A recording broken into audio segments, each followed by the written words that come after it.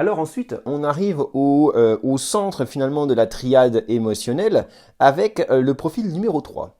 Alors, le profil numéro 3, la blessure qu'il a eue pendant l'enfance, c'est qu'à un moment donné, il a essayé d'exprimer ses émotions et il a estimé qu'en fait, il n'était pas entendu et qu'il ne le serait jamais.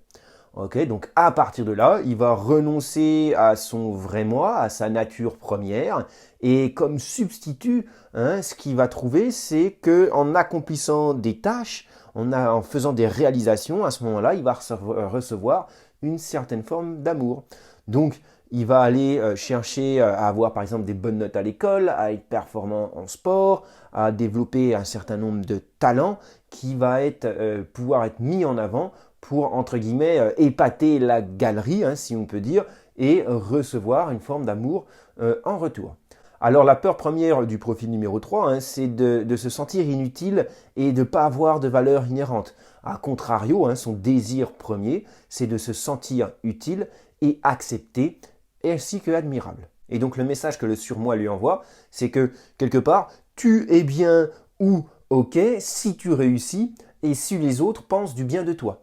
Donc ça, on sent que en fait, ça peut donner un petit côté un peu permissif puisque tu es déjà un peu basé par rapport aux autres, hein, puisque c'est à travers tes accomplissements, à travers ta capacité à, entre guillemets, épater la galerie, que tu vas pouvoir ressentir une certaine forme d'amour. Donc c'est, est-ce que tu fais vraiment des choses parce que tu as envie de le faire ou est-ce que tu le fais parce que quelque part tu as envie d'avoir une certaine forme de reconnaissance ici, là également.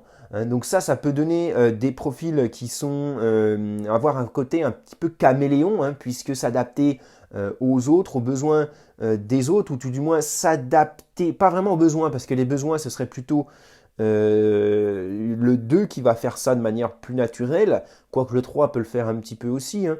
Mais lui, le 3, ça va vraiment être, ok, comment je vais faire pour me montrer sous mon meilleur jour, pour être le plus performant et avoir mon retour. Donc ça, typiquement en entreprise, hein, ça va donner des gens qui sont très dynamiques, hein, qui sont capables de faire preuve de leadership et puis vraiment d'être orientés objectifs et d'atteindre les objectifs vraiment rapidement et de manière efficace. Donc quelque part, ça peut être bien, mais d'un autre côté, si c'est pas bien balancé, tu peux avoir tendance aussi à vouloir écraser les autres, hein, pour à tout prix obtenir cet objectif. Cet objectif qui est quelque part, c'est une affaire personnelle, puisque ça revient aussi à ton image et à ce que tu véhicules. Okay. Alors après, dans des dynamiques relationnelles, ça peut donner aussi un côté où il y a un risque de se perdre. Okay, parce que j'ai trouvé un partenaire idéal, par exemple, enfin idéal tout du moins sur le papier, puisque c'est quelqu'un qui a beaucoup d'argent, qui a un gros appartement, qui a un bon statut social, etc. Donc je vais moi, en tant que trois femmes ou hommes, peu importe, hein, me mettre en forme de caméléon pour obtenir cet objectif. Alors deux problèmes à ça. En faisant ça, non seulement je n'écoute pas forcément mes propres envies, parce qu'effectivement, sur le papier, la personne est très chouette, mais peut-être que fondamentalement, énergétiquement, en termes d'amour, il n'y a rien qui se passe à ce niveau-là. Mais en plus de ça, il y a un côté jamais satisfait. Jamais satisfait, parce qu'une fois que je l'ai eu, oh bah finalement, maintenant que je l'ai eu, j'ai atteint mon objectif, il m'en faut un autre. Donc il y a comme une espèce de course à toujours plus, à toujours avoir plus. Et donc ça peut donner des profils typiquement sujets au burn-out, hein, puisque que ce soit donc, dans le domaine du travail ou autre, à tout le temps courir après les choses sans jamais s'écouter, on peut vraiment se fatiguer et s'user.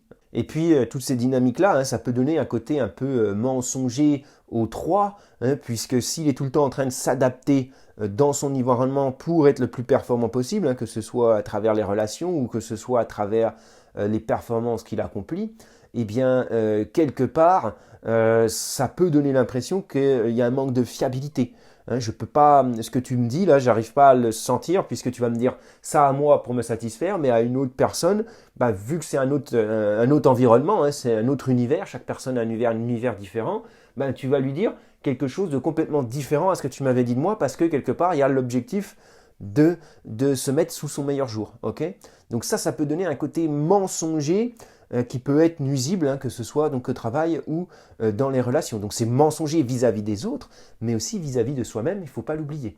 Et ce qu'il ne faut pas oublier, c'est qu'à travers tout ça, hein, dans le fond, c'est qu'il y a un petit enfant qui s'est fait blesser, hein, et qui a trouvé une sorte de tour de passe-passe, hein, une espèce de subterfuge, un moyen détourné d'aller se faire aimer, mais on s'entend que ce n'est pas une forme d'amour qui est le plus pur possible.